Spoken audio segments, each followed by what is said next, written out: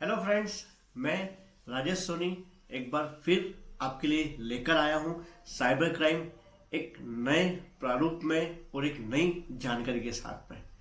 जैसा कि मैंने अपने पिछले वीडियोस में बताया था कि किस किस तरीके से साइबर फ्रॉड वाले नए तरीके इजाद कर रहे हैं, और आज उन्हीं नए नए तरीकों जो एडवांस टेक्नोलॉजी के साथ में वो साइबर ठगी कर रहे हैं, उन सब को मैं आपको बताऊंगा और किस तरीके से हम उससे बच सकते हैं।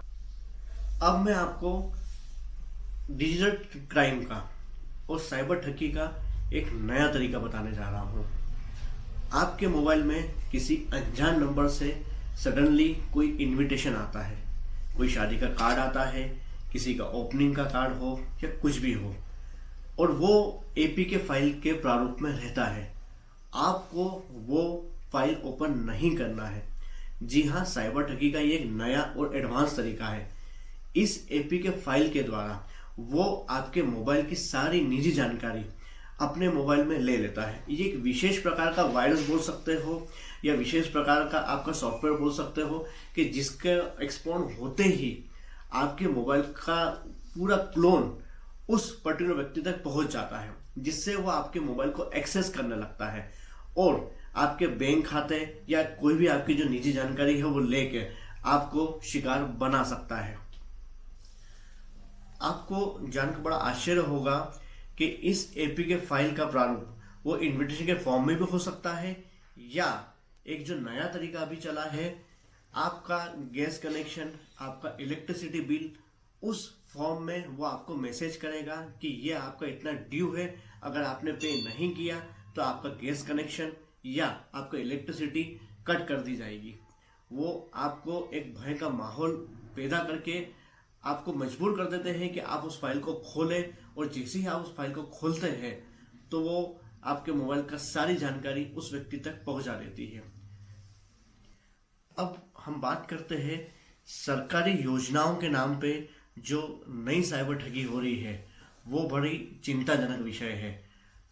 और इसके अंदर सबसे ज्यादा जो शिकार हो रहे हैं वो हमारे युवा वर्ग हो रहे हैं। कैसे हो रहे हैं? जिन्होंने अभी हाल ही में या तो ग्रेजुएशन कंप्लीट किया है या नौकरी की तलाश में अलग अलग वेबसाइट्स के ऊपर अपना बायोडाटा या अपनी निजी जानकारी शेयर कर रहे हैं, और साइबर ठगी वाले ये जानकारी चुरा कर उन्हें सरकारी योजनाओं के नाम पे कि आपको यहाँ पे नौकरी लगवा देंगे, आप इसमें ये पैसे भर दो, वो आपको एक शिकार बना रहे हैं। जो साइबर ठगी का एक नया और एडवांस तरीका है।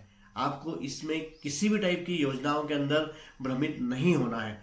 अगर आपको किसी भी योजना के अंदर अप्लाई करना है तो हर गवर्नमेंट वेबसाइट उसकी जानकारी आपको बराबर देती है, या जो संबंधित डिपार्टमेंट है, सपोज करो अगर आपको हेल्थ के बारे में, आयुष्मान कार्ड के बारे में किसी टाइप की जानकारी चाहिए, तो आयुष्मान की जो हमारी ऑथराइज वेबसाइट है, आपको उसके ऊपर लॉगिन करके सारी जानकारी निकालना है, या जो नियरेस्ट एमपी ऑनलाइन का है उसके पास जाके आपको सब इंफॉर्मेशन लेना है। दूसरा जो अभी बहुत ज्यादा देखने में आया है, अभी लेटेस्ट ही हमारे पास एक केस आया। एक व्यक्ति ने पुरानी इंश्योरेंस पॉलिसी किसी ईयर में ली होगी और कुछ साल भर के उसने वो छोड़ दी थी। साइबर ठग ने उसकी पूरी जानकारी निकाल के उस इंश्योरेंस कंपनी के नाम से उनसे बात करी कि सर, आपने उस साल के अंदर वो पॉलिसी ली थी जो कि अभी लैप्स हो चुकी है, अगर आप उसे वापस रिन्यू कराना चाहते हैं तो इस पर्टिकुलर लिंक के अंदर आप सारी जानकारी भर के इतना पैसा भर दे तो आपकी पॉलिसी एक्टिव हो जाएगी। ध्यान रखिए, ये भी साइबर ठगी का एक नया तरीका है। अगर आपको लगता है कि किसी साल आपने कोई पॉलिसी ली थी, तो आप उस पॉलिसी कंपनी के वहां जाकर अपनी जानकारी ले, और आप वो बताते हैं कि हाँ आपकी ये ड्यू है या हमारे द्वारा फोन किया गया था, उसे क्रॉस कंफर्म करें। कई केसेस में व्यक्ति क्रॉस कंफर्म नहीं करता है, जिस कारण उसे आर्थिक नुकसान उठाना पड़ता है। मैं आपको साइबर क्राइम से कैसे बचना है उसका आज एक नया और एडवांस तरीका बताता हूं। नंबर 1, जिन एजेंसियों का मैंने अपने पिछले वीडियोस में बता चुका हूं, उन एजेंसियों के नाम से अगर आपको कॉल आते हैं तो आपको कॉल नहीं उठाना है। दूसरा, किसी भी व्यक्ति को, चाहे वो फाइनेंशियल इंस्टीट्यूशन हो या कोई भी हो अपना परिचित, उसे किसी टाइप का OTP शेयर नहीं करना है। तीसरा, अगर आप शेयर ट्रेडिंग करते हैं तो शेयर ट्रेडिंग ऑथराइज और जो भरोसेमंद है उन्हीं के साथ में करें। कई केसेस में हम थोड़े से लालच की चाह में नए नए शेयर ट्रेडर्स के साथ में काम करना शुरू करते हैं और वो शेयर ट्रेडर्स हमारी निजी जानकारी कुछ पैसों के लालच में किसी अनजान व्यक्ति को बेच देते हैं और वही बेचा हुआ डाटा के आधार पर साइबर ठग आपको अपना शिकार बनाते हैं। कुछ सिंपल से तरीके हैं जिसके द्वारा हम साइबर ठगी से बच सकते हैं। सबसे पहले तो आपके जितने सोशल अकाउंट्स हैं उसमें अपनी फ्रेंड लिस्ट को एक बार रीचेक कीजिए, क्या ये वही लोग हैं जिसे आप अच्छे से जानते हैं। क्योंकि कई बार हम अपनी किसी अनजान फ्रेंड रिक्वेस्ट को भी ओके कर देते हैं, वो हमारे फ्रेंड्स में जुड़ जाता है और कब वो हमारे फोटो को डाउनलोड करके उसका मिसयूज करे या एक फेक प्रोफाइल बना के किसी को शिकार बना सकता है। दूसरा, समय समय पर अपने मोबाइल को अपडेट करते रहिए। सोशल मीडिया के, बैंक के सभी के पासवर्ड एक निश्चित अंतराल में चेंज करते रहिया करें और सोशल मीडिया की प्रोफाइल को लॉक करके रखिए कि आपके फ्रेंड्स के अलावा कोई भी बाहरी व्यक्ति उसे न देख पाए।